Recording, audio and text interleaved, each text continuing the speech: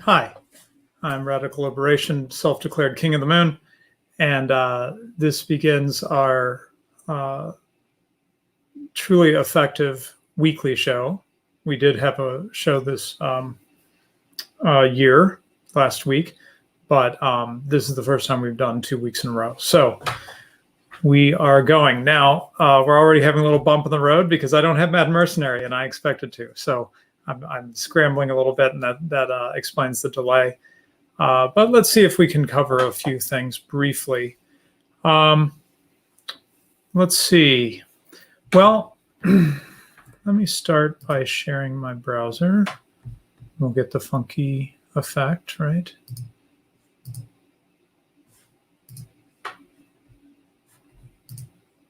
Yay, the infinite effect. Okay.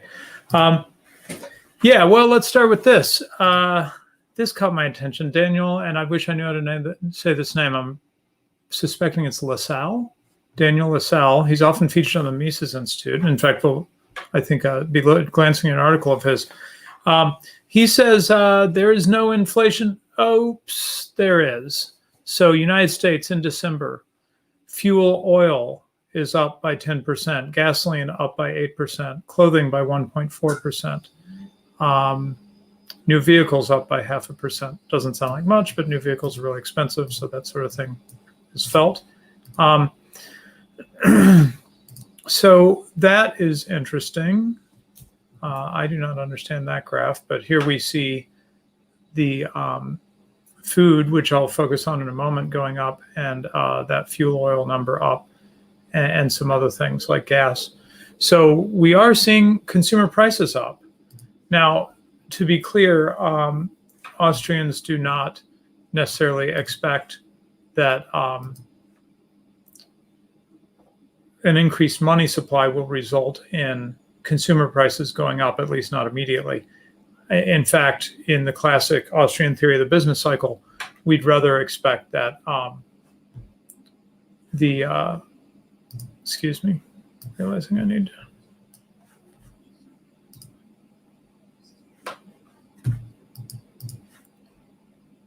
Sorry, just trying to make sure everything's working right. Okay.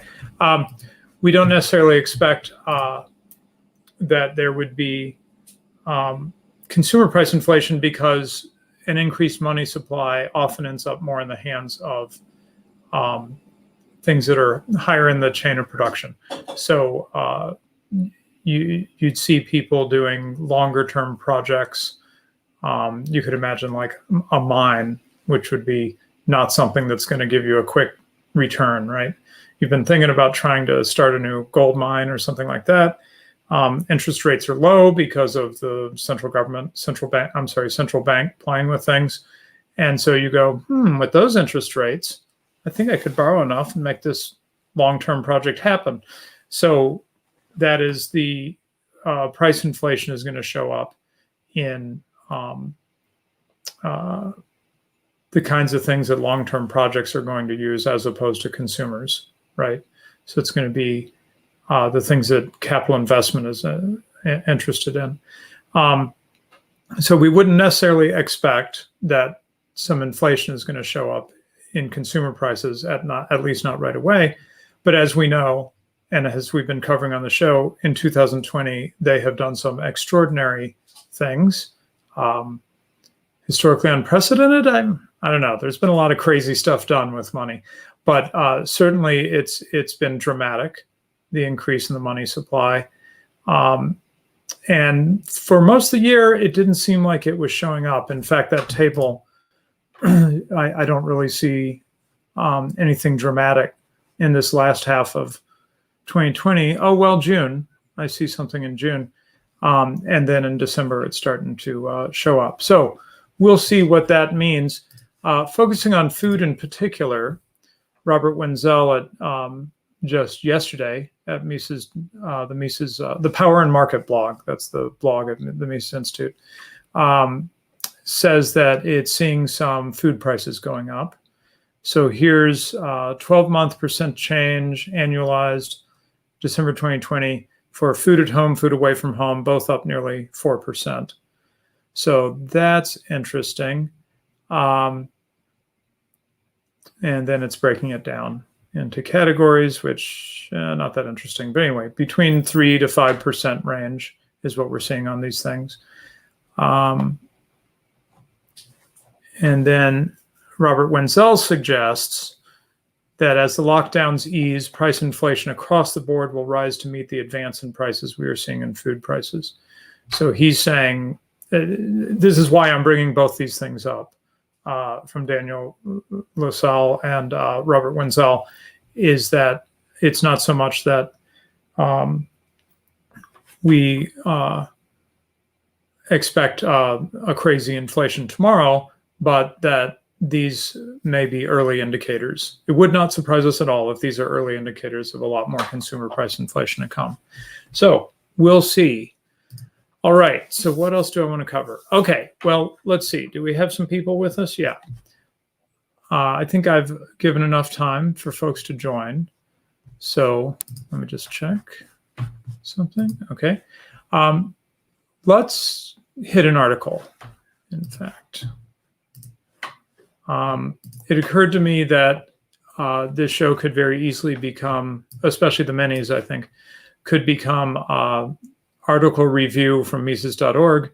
That is often what I want to share is something I've seen on Mises.org, and I want to just talk through it and explain it. And that would be fine with me because they have great stuff at Mises.org. In fact, a friend of mine runs the daily articles you see on the front page of Mises.org, and he does a really fine job with it, I think. So I want to focus in on something for a few minutes, and that is central bank digital currency. We hinted at this when talking about our two shows on Bitcoin, and I would like to really go through this article a little slowly because this is quite interesting, and it seems like this is something this show ought to be able to cover. We've talked about gold. Last time we talked about gold versus fiat currency versus Bitcoin. Not last time, but when we're introducing Bitcoin, we were comparing and contrasting what they're like as money qualities of money. So what is this central bank digital currency? Well, it's just like Bitcoin, right? But from banks. Well, I'm sure you're already suspicious, but let's break it down so we could actually explain it to a layman. What they're up to here. So what is it not? Oh, and this is Christopher Mouston Hansen. Don't know how to say that name. Okay, so what is it not? It is not a new kind of cryptocurrency akin to Bitcoin. Central banks are not going to let people trade and hold it without oversight, let alone that, and they will centrally control the overall supply of it. So what are the attractive things about Bitcoin, right? It's that the government is not inflating the supply of it. It's got this mining process that's meant to be, sort of like gold mining, right? That Bitcoin does go up, but in a controlled way and not for political purposes, right? Trump wants things to look good during his term, and so the central bank keeps the inflation rate low or something, right? Or interest rate low. That Bitcoin is immune to that kind of pressure as far as we know. It does rise, but it rises at a very slow rate. The supply of Bitcoin rises at a slow rate, and it's not rising based on technical factors, you might say, as opposed to government diktat. So central banks have not adopted any of the key ideas behind the rise of Bitcoin that I've been describing. And as he says here, they don't seem to realize that the demand for Bitcoin, as the demand for gold, is a demand for something outside the control of central banks and governments. So right off, don't get thrown by digital currency in the name. A central bank digital currency is to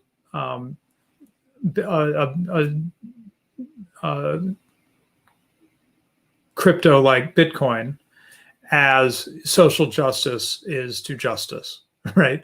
The central bank takes away all the excitement from the digital currency part of the name. Okay, so what is it? So it's intended to be a digital equivalent to physical cash. So $1 in digital currency is the equivalent of $1 in physical cash from the point of view of how you spend it, right? But that means it's simply a new technological expression of the same fiat money. One of the things we emphasized, right, in discussing Bitcoin, is that it's really quite fundamentally different from fiat money, and it's even fundamentally different from gold, for that matter, in important respects. It's really kind of a new thing. Central bank digital currency does not share the important properties, simply because it has a certain technology that's vaguely like Bitcoin. It doesn't have the properties that matter from the economist's point of view, right? And not just from the economists, from the people who are going to use it. So he says technologically dissimilar things, metallic coins, paper notes, digital assets, are all part of the supply of fiat money so long as they possess the marks confirming their legal status, right? Because Mises says that fiat money is a money that comprises things with a specific legal qualification. Okay, so from the point of view of the bank, digital currency does have advantages. I'm just not sure that it has advantages for us, right? It's costless to produce. Cash, as you know, is absurd, in comparison to like a gold coin, right?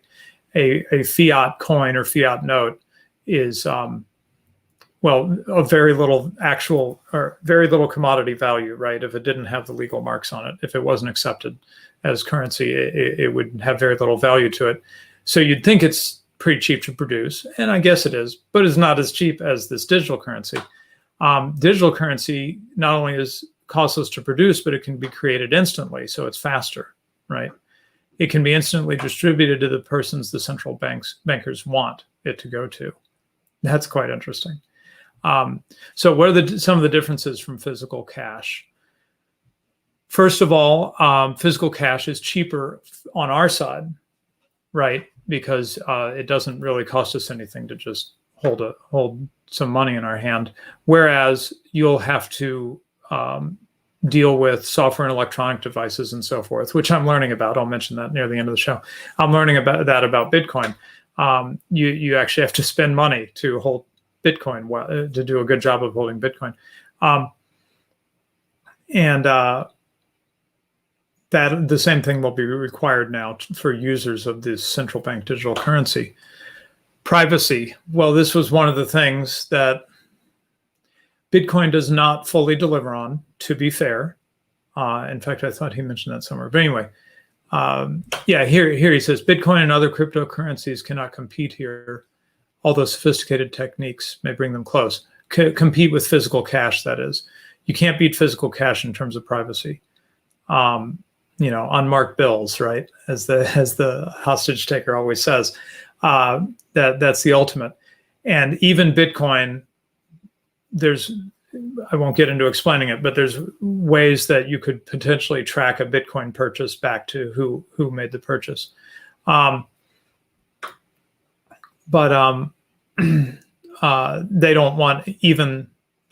not even going to be hard with central bank digital currency to destroy your privacy. It's going to be built in from the get-go.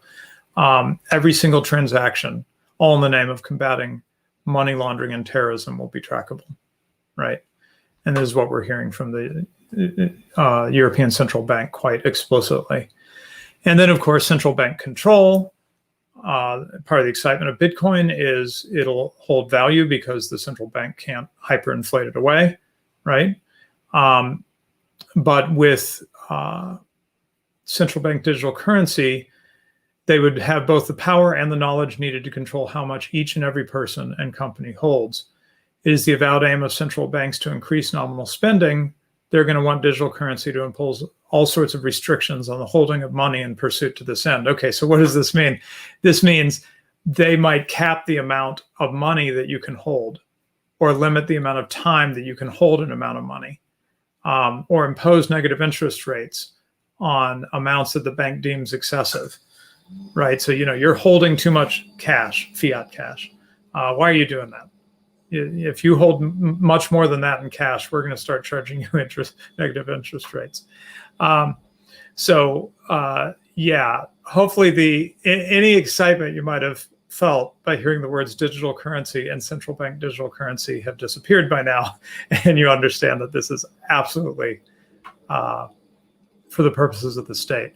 So I don't think I was going to cover, this sort of a technical point about demand deposits. Okay, so what is the conclusion?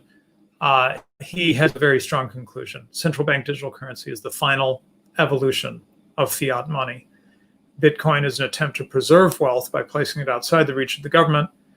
Central bank digital currencies are intended to frustrate that end.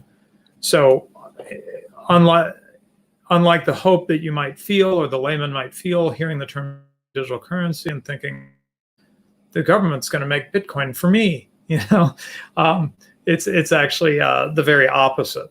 Just as Bitcoin moves us towards freedom, central bank digital currency actually farther from freedom even than fiat money cash, which at least has privacy, isn't trackable, and some other advantages.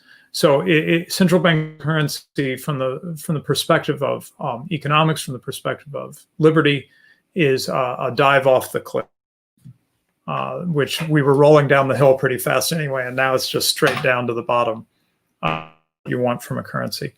So I'm not sharing links, and I should be. Let's share a couple links real quick. This won't take me long. Let's see. I have talked about price inflation. Here's that Twitter thread from Daniel LaSalle.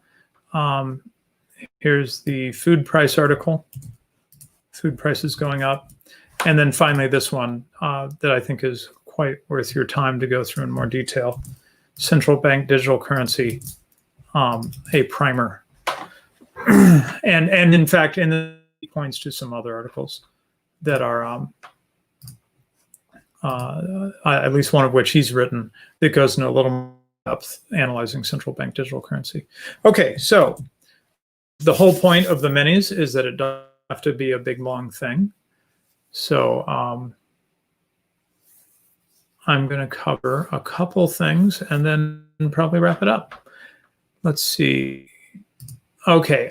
Yeah, this is what we should cover because this is a closely related topic. Let's see here. I need to hide that. Okay. I'm going to share my browser window again. Or even better, let's put this over here so we don't get the infinite window effect.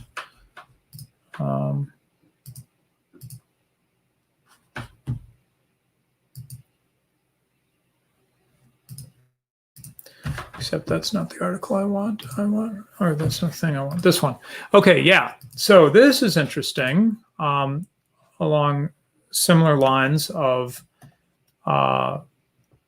chain technology, I guess you could put it that way, blockchain technology being used by the state or being recognized by the government. The U.S. Treasury OCC, largest U.S. banking regulator. Okay, so the largest U.S. banking regulator has new guidance for U.S. banks to use public blockchains and dollar stablecoins as a settlement infrastructure in the U.S. financial system. This guy says this is a huge win for crypto and stablecoins. Don't know if this is one of our guys saying crap like that. But let's see. Right, so it can treat public chains as infrastructure similar to SWIFT. Right? SWIFT is like, I'm not deeply versed in it, but I understand it's like a settlements network or something like that, settlement system that we as the consumer are typically not going to deal with, but the banks absolutely rely on. He's saying decentralized, permissionless, open source, internet mediated software is becoming the foundation for the U.S. financial system and the global economy. Yeah, but I don't think it's going to get us what we're hoping. Major economic activity being executed on-chain. Paves the way for use of leading dollar digital currencies such as USDC. Okay, and I'm sorry, I don't know what the USDC is. Is it more like Bitcoin or is it more like central bank digital currency.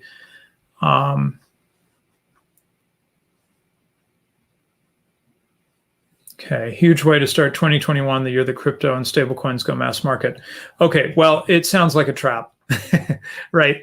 But having said that, trying to look on the bright side, it could be that this is a way to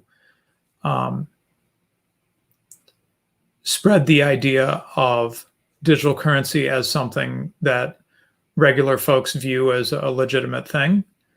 And then it's our job to educate folks and say, hey, now that you understand that digital currency is a real thing, don't use theirs. Don't use the ones coming from or blessed by the government, but instead you want to use something like Bitcoin that has those properties that are going to be a better move for you financially, I think. Okay, so that's one of the ones I wanted to cover. And then these two were really mad mercs, and so I don't know how much I'm going to get into them. But now here's Daniel LaSalle that we were seeing earlier on Twitter there. Let's just see if I can cover this really quick before we wrap up. So what is he talking about?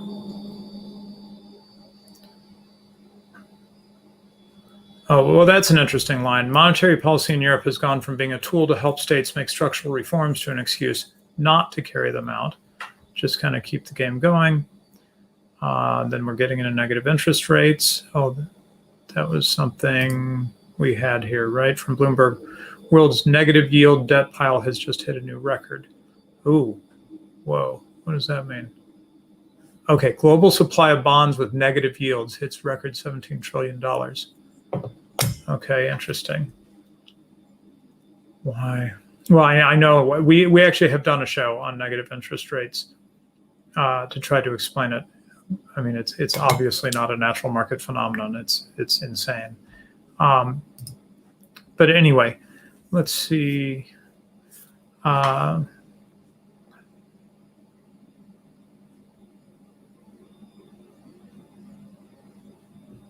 Easy money, asset price inflation. Yeah, I'm sorry. That's what I meant to say earlier. We expect that often with central bank manipulation, a lowering of the interest rate, we're going to see it in asset price inflation before we see it in consumer prices.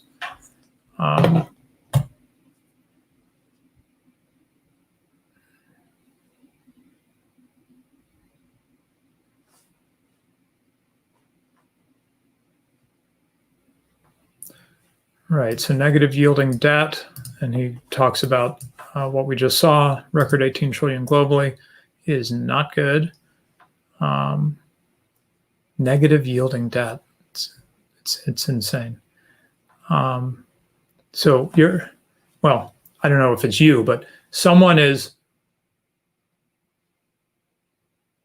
rather than making money from loaning money, you're paying money to have the privilege of your money being unavailable while someone else uses it for a while. I mean, that seems to be what a negative yielding debt would be, right? Which just seems nuts. Okay, without Mad Merc with me, I'm not going to try to cover this. He wanted to cover India and Australia trade agreement that they're heading towards, but I'm going to save that one for the future and just wrap this up with usual announcements and super chats if we have any. Let me just get that loading while I talk. Okay, there we go. Okay, so first of all, the show does have a Discord. I'll explain about the structure of the show in just a bit because we're doing something new this year. We do have a Discord for community discussion, and I know we're not very far in the year, but I did talk about having a goal in 2021 of being more engaged in the Discord. And for what it's worth, I have been more engaged. You'll have to ask the people in the Discord if it's enough, but I'm trying to spend a bit more time keeping up in there. So would love to have you join us. It's in the description of this YouTube video.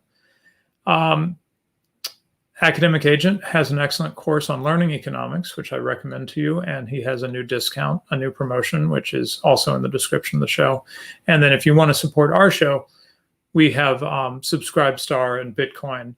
And I kind of hinted at it, but I'm not going to go into it much more. But I think we'll have interesting show-related news about Bitcoin to talk about soon. So that should be fun and potentially educational, depending on how I handle that. So what is the structure of the show this year? Usually we've been starting with minis, like I was just covering, and then going into a main topic, which we spend, a good hour plus on. But I've been thinking about how could I step up the show while not hitting my time commitment too much more, just because I continue to be very busy. So I thought, well, how about we just split the minis out, give them, we'd only been doing the show every other week. So now we can do a weekly, have something coming out weekly, just something shorter on one week, and then something longer the next week, and then back to something shorter the week after that. So let's give it a try and see how it goes. We've often gotten real positive feedback about the minis, and people say, 15 minutes into the show and I'm already so glad I came, and we haven't even gotten to the main topic. So let's see if the minis can stand on their own, econ minis, as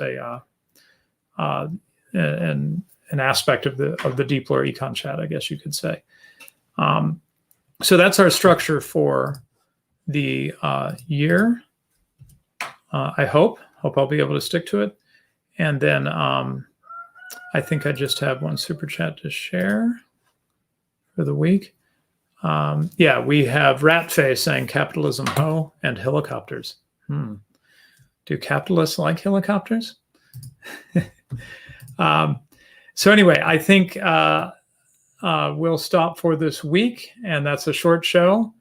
And we have some interesting ideas for our upcoming longer topic. In fact, when we're really on our game, my hope is that at the end of the Econ Minis, I'll be announcing what the longer topic is that we'll be covering one week in the next week. And we're not quite that organized. We have a topic we're discussing. I'm just not sure we're ready to do it. In particular, I just started talking to a guest, that I would potentially like to have us join us. And so we need to make some arrangements, decide whether we're ready to cover that topic. But it would be, I think, quite interesting and fit into a theme that started to develop with the show, which is kind of economic history, right?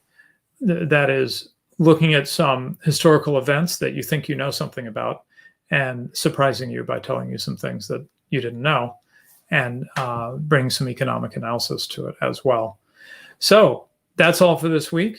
Thank you very much. And I'll find the thing here, the shutdown valve, and talk to you all later.